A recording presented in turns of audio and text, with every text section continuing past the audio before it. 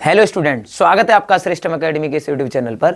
बेटा आज की क्लास में हम 8.1 का पहला क्वेश्चन सॉल्व करेंगे और उसे अच्छे से पढ़ते हैं। अगर हमने अच्छे से पढ़ लिया तो क्वेश्चन बढ़िया तरीके से सॉल्व भी हो जाएगा।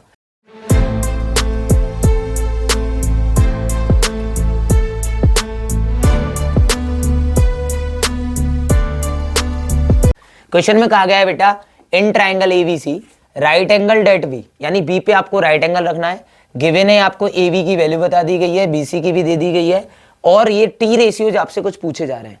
तो इसमें सबसे पहले हमें क्या करना है, एक ट्राइंगल फॉर्म कर लेना है एबीसी। तो हमने एक राइट एंगल ट्राइंगल फॉर्म कर लिया और अकॉर्डिंग टू क्वेश्चन जो राइट एंगल रखना है वो बच्चा बी पे रखना है। तो हमने ये बी रख लिया, ये हमारा हो गया ए और ये बच्चा हमारा सी। अब हमें जो गिवन है वो लिख लेते हैं। गिवन क्या था बेटा, हमें गिवन था ए बी की वैल्यू सर हमें दे रखी है। ए बी की वैल्यू कितनी दी है बेटा, 24 सेंटीमीटर और BC की वैल्यू कितनी है, 7 सेंटीमीटर। आइए इसे मेंशन कर लेते हैं ट्राइंगल के अंदर।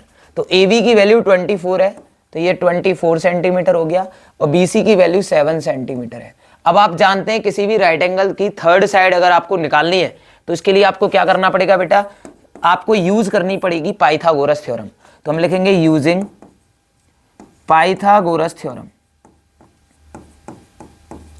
तो पाइथागोरस थ्योरम हमसे क्या कहती है, हाइपोटेनस का स्क्वायर। और हमें पता है 90 डिग्री के सामने वाली साइड क्या होती है, हाइपोटेनस।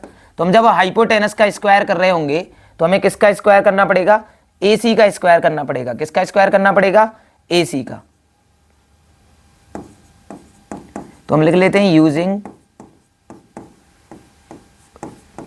पाइथागोरस थ्योरम क्या कहती है, हाइपोटेनस का स्क्वायर यानी AC का स्क्वायर इक्वल्स टू परपेंडिकुलर का स्क्वायर यानी BC का स्क्वायर प्लस बेस का स्क्वायर यानी AB का स्क्वायर। तो हमने पाइथागोरस को हमें यूज करना है। जो वैल्यू गिवन है वो रख लेते हैं।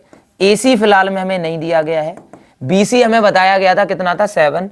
तो हमने क्या कर दिया, 7 का स्क्वायर प्लस AB की वैल्यू कितनी है बच्चा, 24 का स्क्वायर।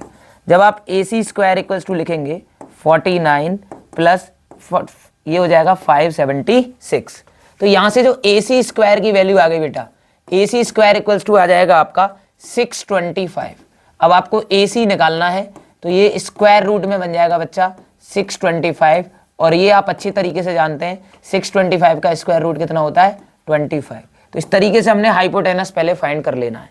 तो पाइथागोरस लगा के आपको तीनों साइडें प्रॉपर तरीके से फाइंड कर लेनी है। देन अब आप टी रेशियोज बताओगे।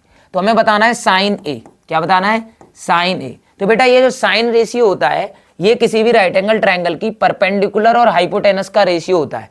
लेकिन आपको ये ध्यान रखना है एंगल के अकॉर्डिंग परपेंडिकुलर रखना है। अभी यहाँ पे एंगल हमारा ए लिया गया है तो ए के अकॉर्डिंग हम क्या रखेंगे, परपेंडिकुलर 7, क्योंकि एंगल के अपोजिट में परपेंडिकुलर होता है और एडजेसेंट साइड क्या कहलाती है, बेस कहलाती है। तो ये किसका रेशियो होता है, P/H का। तो यहां से P की वैल्यू आपको कितनी दी गई है, P की वैल्यू सर हमें 7 दी गई है और हाइपोटेनस कितना है बच्चा, 25 है। तो इस तरीके से हमने साइन रेशियो बना लिया है। फिर हम क्या निकालेंगे, कॉस रेशियो हमें पूछा गया है, कॉस ए। तो कॉस रेशियो क्या होता है बेटा, बेस और हाइपोटेनस का रेशियो होता है। एंगल क्या है हमारे लिए, ए है, तो ए के लिए जो बेस बनेगा आपका यही रहेगा। तो ये क्या हो जाएगा 24/25। नेक्स्ट हमें पूछा गया है साइन सी। तो अब आपका एंगल चेंज हो गया है, तो अब आपको एंगल चेंज हो जाएगा तो आपके परपेंडिकुलर और बेस भी चेंज हो जाते हैं, यानी हाइपोटेनस पे कोई इफेक्ट नहीं पड़ेगा। तो अकॉर्डिंग टू सी अगर हम परपेंडिकुलर देखें तो इसके अपोजिट में साइड क्या पड़ रही है, BA पड़ रही है। यानी इसके लिए जो परपेंडिकुलर का काम करेगा वो क्या करेगा बेटा, 24 करेगा और बेस का काम क्या करेगा, 7 करेगा। तो साइन का रेशियो होता है क्या एक्चुअल में, परपेंडिकुलर अपॉन हाइपोटेनस। लेकिन अकॉर्डिंग टू सी एंगल हमारा जो परपेंडिकुलर है वो क्या है, 24 है। हाइपोटेनस सर चेंज नहीं हुआ था, वो 25 है। फिर हमें क्या पूछा गया है, कॉस सी। तो हम कॉस सी का जब रेशियो निकाल रहे होंगे तो वो किसका रेशियो होता है, बेस अपॉन हाइपोटेनस का होता है सर। तो अकॉर्डिंग टू सी अगर हम बेस देखें तो इसके एडजेसेंट साइड क्या कहलाएगी, बेस कहलाएगी। तो बेस क्या हो जाएगा, 7/25। तो इस तरीके से हमने पहले क्वेश्चन को बड़े आसानी से कर लिया। उम्मीद है ये अच्छे तरीके से समझ आया होगा।